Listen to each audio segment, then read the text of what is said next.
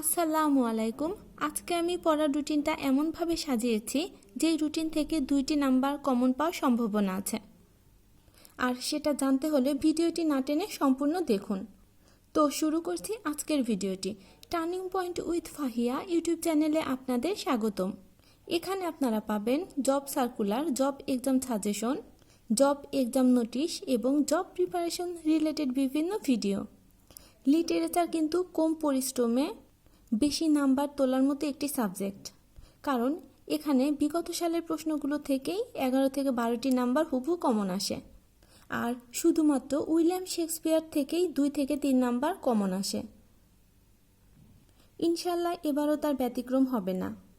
আগামীকালকের জন্য আমি পড়ার রুটিনে লিটারারি টার্মস রেখেছি, কারণ লিটারারি টার্মস থেকে অনেক সময় প্রশ্ন আসে।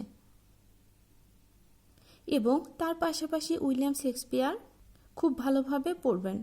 ট্র্যাজেডি, কমেডি, ট্রাজিকমেডি কোনগুলো, এগুলো বিস্তারিত পড়তে হবে। বাংলা সাহিত্যের সময় বলেছিলাম বাংলা সাহিত্যের 11 জন কবি সাহিত্যিকদের জন্ম মৃত্যু সাল মুখস্থ করতে, কিন্তু ইংরেজির জন্য এটা করতে হবে না। শুধুমাত্র শেক্সপিয়ারের জন্ম মৃত্যু সাল এবং শেক্সপিয়ারের A to Z পড়লেই আপনি 2 থেকে 3 নাম্বার কমন পাবেন। আর পাশাপাশি গণিত, সরল ও দ্বিপদী অসমতা। এই অসমতা অধ্যায়টাও কিন্তু এখন খুব গুরুত্বপূর্ণ, কারণ আগে অসমতা থেকে প্রশ্ন হতো না, কিন্তু ইদানিং বিসিএসে অসমতা থেকে অনেক প্রশ্ন আসছে।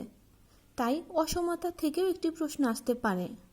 এখন যদি বলি, আগামীকালকে পড়ার রুটিনটা আমি এমনভাবে সাজিয়েছি যেন একটু টেকনিক্যালি আর কৌশলী হলেই আমি খুব ভালো একটা নাম্বার ক্যারি করতে পারি। আমি ভিডিওতে বলেছিলাম 2 নাম্বার কমন পাওয়ার সম্ভাবনা আছে। অসমতা থেকে প্রশ্ন হওয়ার সম্ভাবনা আছে, কিন্তু আবার নাও হতে পারে। আর লিটারেচার থেকে প্রশ্ন তো অবশ্যই হয়, সেখানে শেক্সপিয়ার থেকে 2 থেকে 3 নাম্বারের প্রশ্ন প্রতি বছরই আসে। তাই আপনারা লিটারারি টার্মস এবং শেক্সপিয়ার যতটা গুরুত্বের সাথে পড়বেন, অবশ্যই সরল ও দ্বিপদী অসমতাটাও ঠিক ততটাই গুরুত্ব দিয়ে পড়বেন। আমার কথার গুরুত্বটা হয়তো অনেকেই বুঝতে পারছেন না, কিন্তু যারা বিগত সালে প্রশ্নগুলো বিশ্লেষণ করেছেন তারা দেখবেন যে আমার কথাটা কতটা সত্যি। আমার ভিডিওটি দেখার জন্য ধন্যবাদ। আমার ভিডিওটি ভালো লাগলে আমার ভিডিওতে লাইক দিয়ে প্লিজ চ্যানেলটা সাবস্ক্রাইব করবেন এবং আপনার ফ্রেন্ডসদের সাথে শেয়ার করবেন যেন তারাও উপকৃত হতে পারে। আল্লাহ হাফেজ।